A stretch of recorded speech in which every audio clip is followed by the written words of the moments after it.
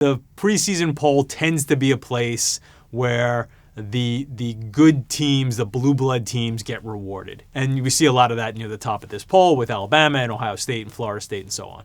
Alabama has Jalen Hurts, who was, as a freshman, led them to the national championship game last year. Having Hurts back is a big reason why Alabama's number one, where Clemson, the returning national champion, loses Deshaun Watson. They're one of the few teams that lost a prominent quarterback and still managed to have a top 10 ranking. So I think there's the difference between those two teams. Listen, Alabama's also been recruiting unbelievably well under Nick Saban. They are, I wrote, the surest thing in sports. They're either winning the national championship, playing for it, or pretty darn close during his tenure at Alabama. So I think the interesting thing about the SEC this year will be, can any of those teams in the middle of the rankings, Auburn, Georgia, LSU, Florida, can those teams take a big step up and actually challenge Alabama? Or is it going to be another year of Alabama and everybody else? I definitely understand why there might be some skepticism about the USC hype, because there's been some false starts over the last 4 or 5 years since they had the big sanctions and coming out of the Pete Carroll, Reggie Bush era.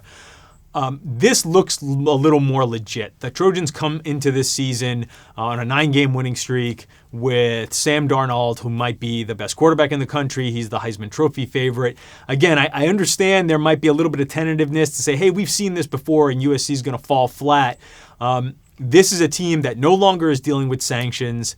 It seems to have found some peace at head coach with Clay Helton. And again, you might have the best quarterback in the country. Miami could be a team that's poised. If they can get their quarterback position worked out, Miami could be the team that we're talking about, like, again, that's back and makes a big jump, and it maybe even challenges for an ACC title this year. I think it does help college football when some of these traditional powers rise up again.